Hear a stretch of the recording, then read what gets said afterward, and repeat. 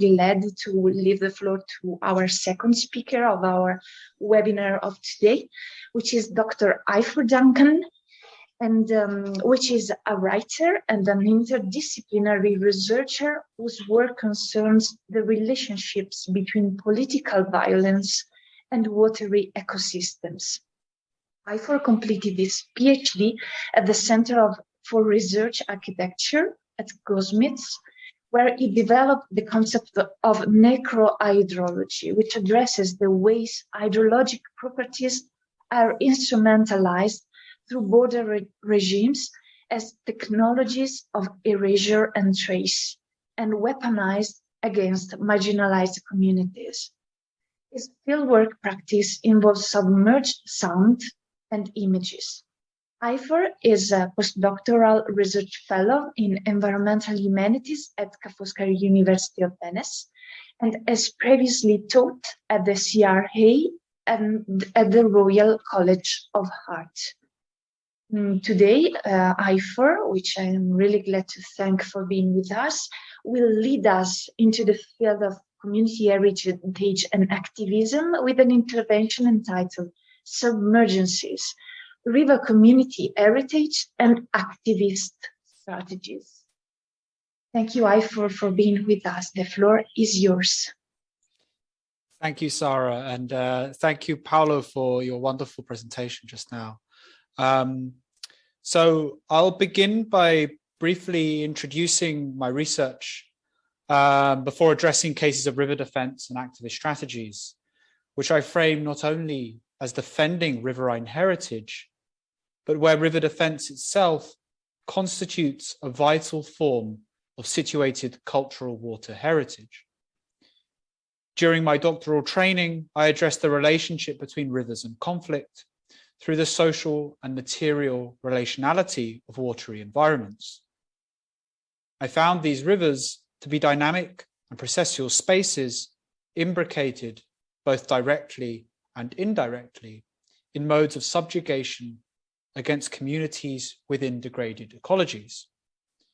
So, after briefly introducing how I have encountered these rivers, I will then consider different practices of river defense through a hydrosocial lens, where water bodies are co-constitutive with the life worlds that exist in relation with them.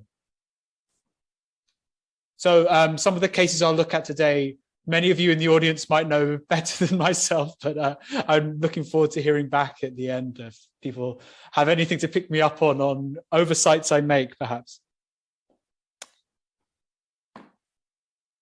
So to begin with, I'll just address some of my previous case studies.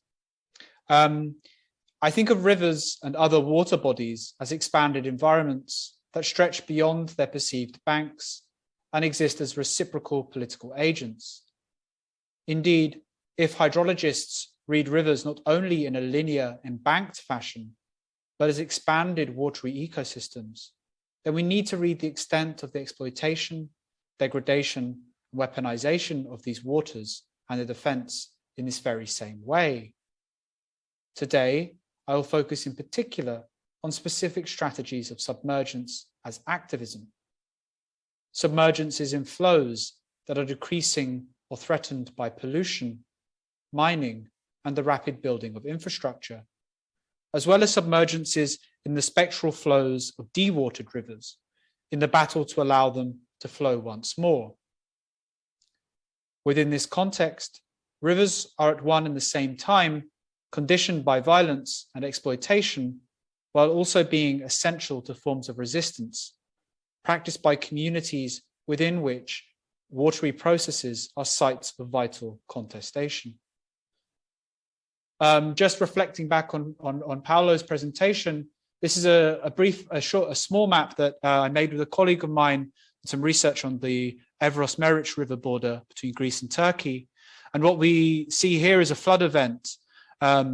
The white and green, the yellow and green lines being the river boundaries as they're demarcated by maps, the yellow line being the border as the marked along the 1923 central course of the river, and then the white line being the railway with itself having the exact same banks that Paolo had pointed out, where the river, the cycle path followed along the flood defense infrastructure. And our hypothesis in this case is that the flood defense infrastructure doubles up as a kind of military infrastructure in the same way.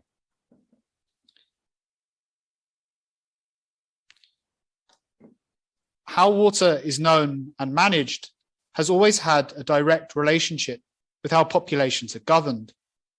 What I call necrohydrology, the title of my broader research project, exists where the knowledge and corresponding management of water in its multiple forms emerges as adversarial to life.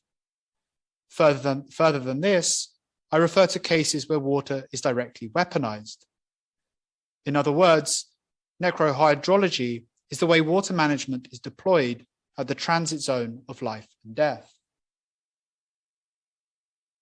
Political geographer Karen Backer has written of water management in light of Foucault's concept of biopolitics as the way, quote, modern governments seek to optimize both water resources and our individual water use practices in order to secure the health and productivity of the population, end quote.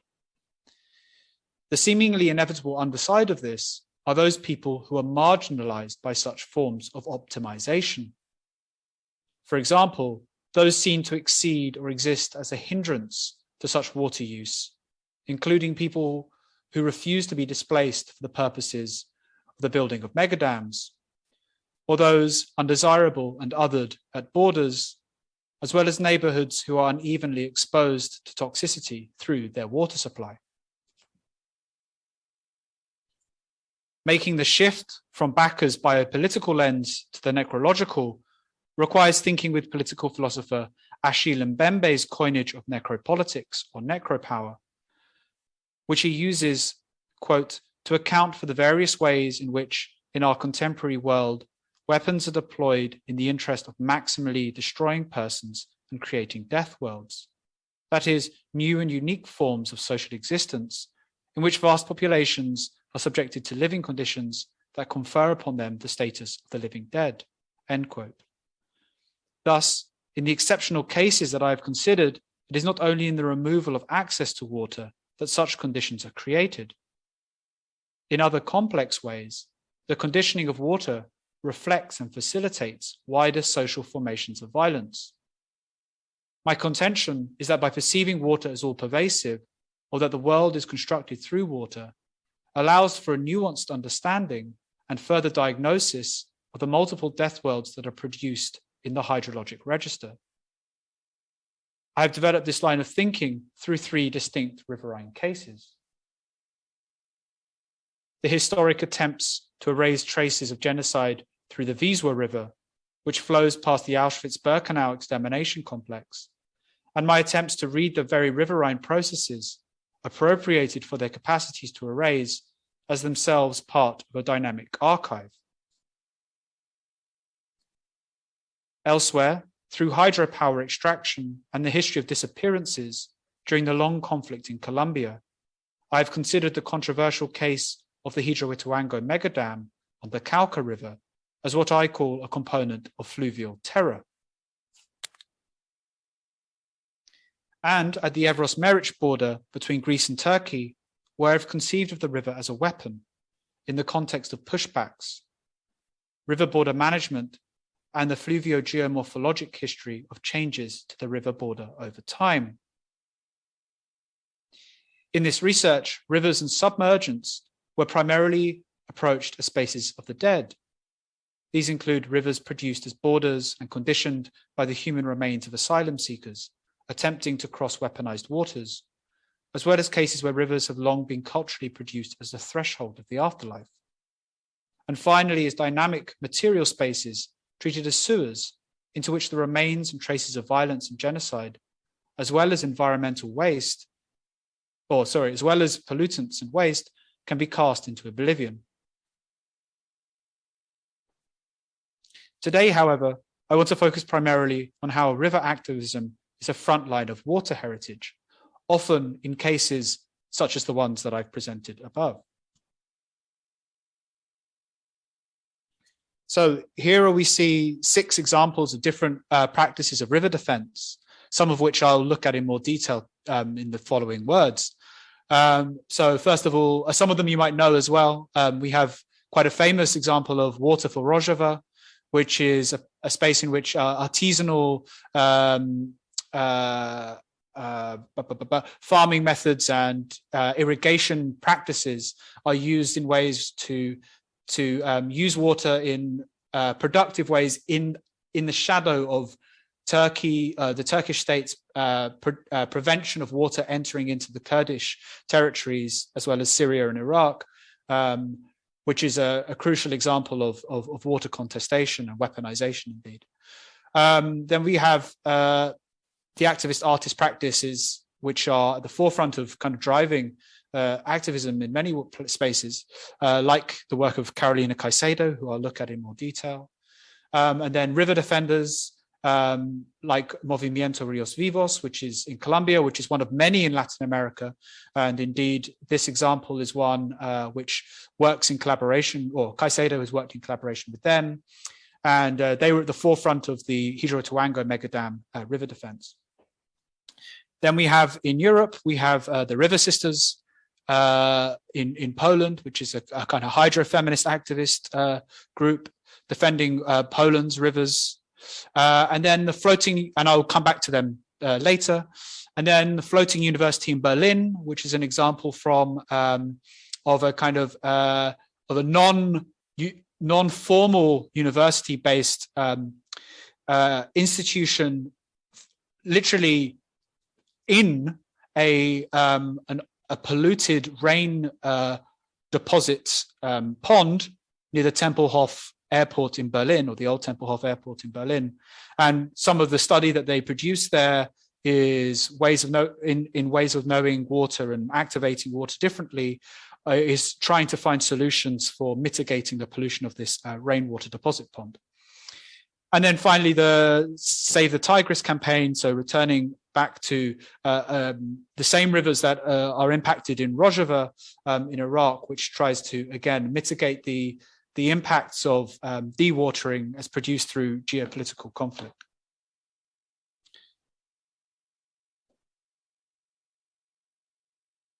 Such practices are themselves diverse and heterogeneous, reacting to the specific physical, cultural, and political conditions within which water defense takes place. After all, no river is the same. This Beyond Museum series, which I'm thrilled to be a part of, has gone a long way to develop a discourse of water heritage beyond museums, and has considered the ways museums increasingly operate in relation to water heritage in diffuse ways beyond their walls. Indeed, this echoes how I might think of rivers as systems stretching far beyond their banks. The trajectory of knowingly or unknowing, this trajectory is unknowingly or knowingly in line with developments in the environmental humanities and art practices, which think with waters as a medium of breaking down boundaries and acting in ways more attuned to their own porosity. Here I am thinking of Astrid Neymanis's work in the context of other hydro-feminist thinkers such as Stacey Alamo, who pioneered transcorporeal thinking, and the seminal text Thinking with Water. Indeed, it is no coincidence that many of the practices I will present today are led by women. After all, it is ecofeminist practice that is one of the leading drivers for living alternity with the environment. So here are a few quotes from the text I just cited. So initially from this really amazing book, Thinking with Water, which is an edited book emerging from a conference at the beginning of the 2010s. And I'll just read the quote. So they propose that Thinking with Water to invite their readers to consider how water, with its potent symbolic power, its familiarity, its unique physical and chemical properties, is a lively collaborator in our ways of knowing and acting.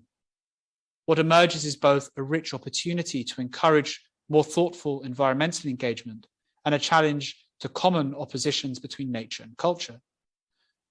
And then from Neymanis's really influential book, Bodies of Water, which many of you might know, she writes that To rethink embodiment as watery stirs up considerable trouble for dominant Western and humanist understandings of embodiment, where bodies are figured as discrete and coherent individual subjects and as fundamentally autonomous. Our wet matters are in constant process of intake, transformation, and exchange. Drinking, peeing, sweating, sponging, weeping. Discrete individualism is a rather dry, if convenient, myth. Such forms of discrete individualism are indeed broken down in forms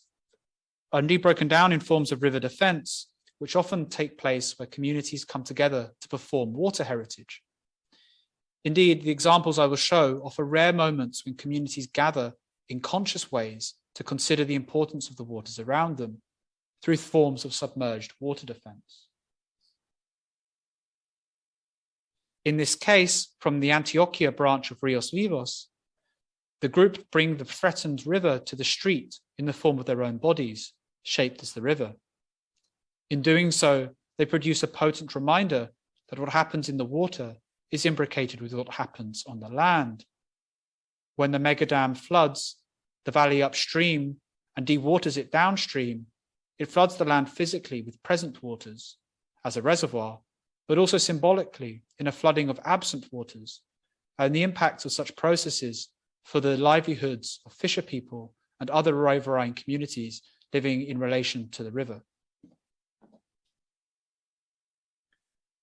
Such themes are explored in activist artist Carolina Caicedo's ongoing project, Be Damned, in which she uses aerial and satellite imagery, geochoreographies, and audiovisual essays to explore the intersection of social bodies with bodies of water, exploring public space in rural contexts, and conjuring water as a common good. In her film, Yuma, or The Land of Friends, she submerges her camera into the turbid waters of the Magdalena River. The theorist of the extractive zone, Macarena Gomez Barris, has equated Caicedo's appreciation of the visual and sonic spaces within the river to the production of an anti-dam counterlogics and submerged perspective. As she writes, these submerged perspectives, quote, these submerged perspectives are anchored within social ecologies that reorganize and refute the monocultural imperative, as do I in my encounter with these other worlds. Submerged modes flurry in their activity, random, complex, and coordinated systems that are often illegible to those with state and financial power that assume simplicity where complexity actually dwells. And then later she writes, quote, the critical task of perceiving life otherwise, or what I refer to as submerged perspectives, that allow us to see local knowledge that resides within what power has constituted as extractive zones, end quote. During an interview I conducted with Caicedo in 2019, I asked her about this method of submerging her camera and raised my own thinking about the socio-material thickness of the space within rivers. She stated that this was a speculative moment in her attempt to, quote, enfold different perspectives over the territory, end quote. She wanted to go beyond the satellite image to incorporate the perspective of the fisher people, such as Zoila, who has a major role in the film, and to incorporate the non-human entities of the river. Following her instincts to submerge the camera, Caicedo was considering, quote, how would a stone that's been carried through the riverbed back and forth, that's been there for 1,000 years, be a witness to the daily lives of those currents and those people that fish in there? And I was also attempting to bring the view down from that power view that tries to represent everything as so clear through their planimetries to something that is maybe ungraspable for the human, or not so easy to access unless you have certain powers. You can be in the thick space, but unless you have certain powers to understand that thick space, it will always be a muddied space, end quote. Shifting from the scale of satellite imagery to imagining the perspective of fish and the transportation of stones, Caicedo asks how the changes that occur in rivers across a vastly expanded temporal scale can be made sensible. In Caicedo's film, indigenous communities have lived, quote, for generations intermixed with the flow of the Magdalena River, end quote. She describes the river as enabling social relations, a golden thread, a sacred place where the ancestors and spirits dwell. This is exactly what Gomez-Baris means by anti-dam counterlogics. This counterlogics gives voice and agency back to the river and its embanked communities. Ifor, yes? Sorry for interrupting you, sorry, very sorry, but we are stuck on the slide still from Carolina Caicedo. I Yes. don't know if it's the right slide or if you are going on with the images. It is. It is perfect. Okay, Thank you very sorry, much. yeah, that's confusing. I'm sorry. On the chat box, so I was late. Thank you very much. Thank you. Yeah, we'll shift on in a second. Sorry about that. Yeah. No worries. Just to check, because sometimes the presentation is stuck in a slide. Yes, so no, I know. Just to check it yeah. out. Thank you. Thank you, Sarah. Thank you. So we the anti-dam county logics. This counter logics gives voice to the agency, an agency back to the river and its communities, offering the possibilities for a counter-hydrological knowledge of resistance, a knowledge that senses submergence not just below the river surface, but as the mist and fog rising from it, or the water seeping through the mud of the banks and flooding beyond. But it's not only submerged images that we can think through. In my own practice, I've used a hydrophone to record within the rivers themselves. Here I'll briefly just play a section of some recordings we did in the Evros River as a way of kind of getting some kind of sensory relationship to this kind of contested environment. Hopefully this works. Maybe it doesn't. 1 second, I might need to come out and come back. I'm just going to do that. It's fine. Yeah.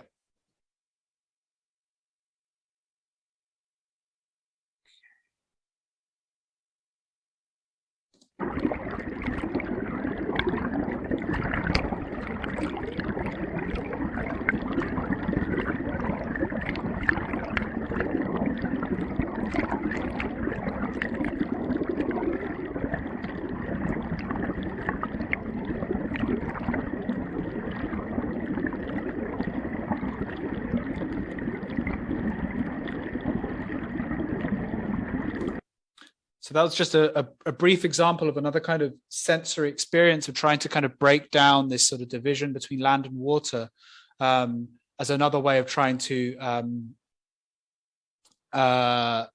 break down this kind of where what happens in water is deemed to sort of not be immediately perceived or felt. Anyway, we'll move on. That was that was a bit of self, a little moment for myself. Okay. So here we have an example in Poland of the river sisters. So while acute in regions like Latin America, such concerns are felt more widely. In one of my conversations with Carolina, she pointed me in the direction of an important group of feminist activists struggling for the health and heritage of rivers in Poland.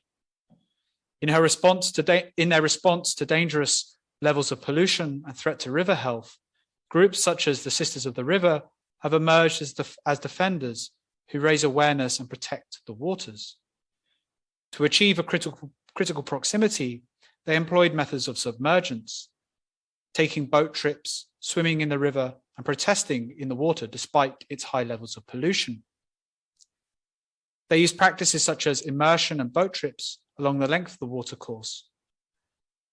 And they do not only congregate in the water, but each individual comes with a sign representing the river from where they are from, producing a form of activism that does not only focus on major rivers, but pools resources to defend large and minor rivers alike. After all, river basins are expansive and diverse social hydrographies. We can see the influence of such practices coming from river defense in India. The activist group Narmada Bachao Andolan, led by Medha Patkar on the sacred Narmada River, was brought to international attention by novelist and activist Arundhati Roy in The Greater Common Good. For Roy, the displacement of communities and flooding of shrines and temples was itself a submerging of culture. In the face of intimidation, local communities adopted methods of submerging themselves as martyr squads or self-drowning teams in the water for weeks on end against rising river levels produced by dams such as the Sardar Sarovar and Omkareshwar dams in Gujarat. In the context of what Rob Nixon frames as environmental martyrs of the global resource.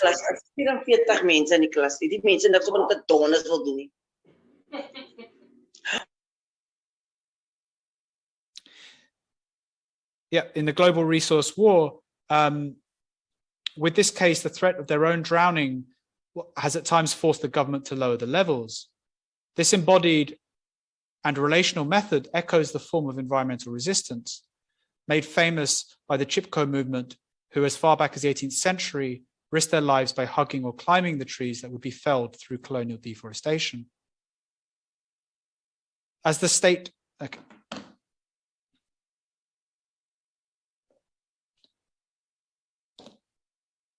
Okay, now I can't. As the state attempted to flood the Narmada Valley and displace native Adivasi communities, often to spaces where they will face further persecution, Narmada Bachao Andolan's practice is akin to climbing into the threatened trees of the Chipko movement.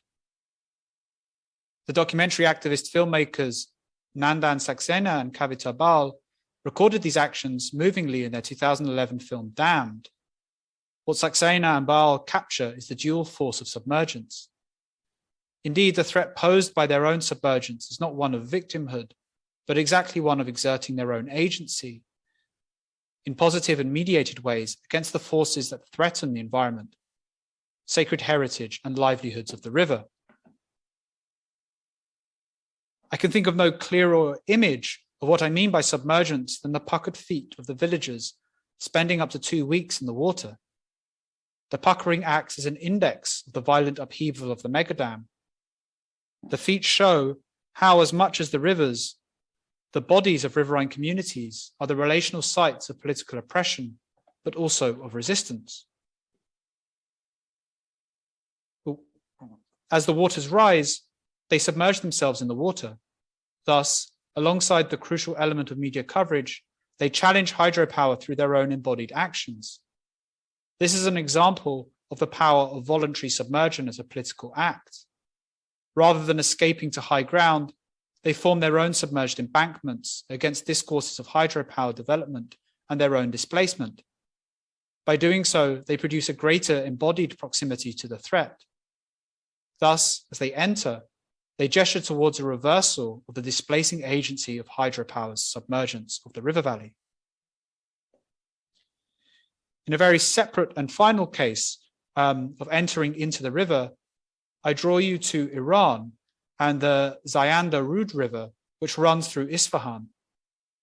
Where as recently as November 2021, thousands of protesters, including farmers from the surrounding area, gathered in the dry riverbed, clapping in unison and chanting as they walk along the route that the waters once flowed. In a very dry form of submergence, the community who rely on the river move through the space once inhabited by its waters. Droughts have been an ongoing issue in the area since the beginning of the millennia. In a country plagued by water stresses, protesters claim that this aridity is not only a result of the lack of rain or high temperatures, but also the result of river divergence for other purposes, a practice of dewatering. The protesters were violently dispersed from the riverbed by riot police using tear gas.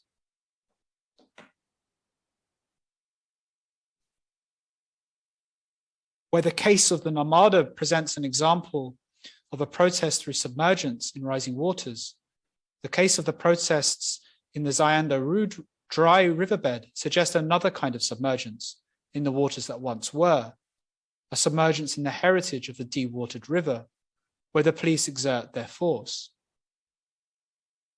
Elsewhere, Dilip Dacuna has shown that the colonial legacy of the drawn line of the riverbank at the moment of demarcation or mapping almost always takes precedence over the flow of water. After all, rivers do not cease to exist when they are without water. it is accepted that they run dry, some seasonally and others exceptionally. What remains is a space between lines which continues to be seen and enforced as a river or a riverbed, suggesting that it is the line more than water that is essential to the production of rivers. The protests in Isfahan show that such a way of producing riverine knowledge is not sustainable, and, as with elsewhere, people who rely on the waters of the river are putting their own bodies at risk. And so, just to briefly conclude, if, like memory, heritage is always positioned in the present, then contemporary practices of river defense are as important as reviving ancestral water technologies.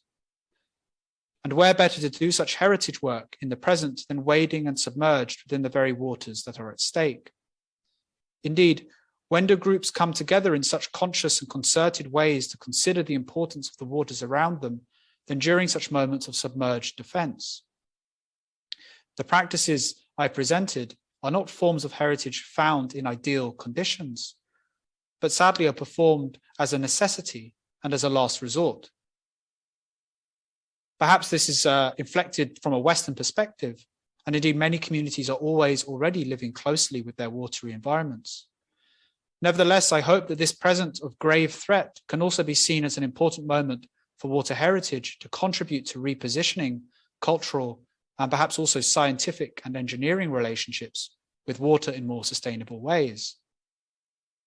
The answer may be found by continuing these practices of gathering with waters, not only in conditions of last resort, but also during times and in places where water is abundant, systems are healthy, and access is fairly managed.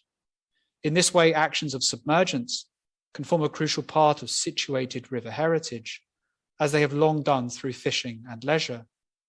A submergence that becomes pivotal to reattuning to the often slow and imperceptible changes that take place, and in anticipation or to communicate harsher times to come.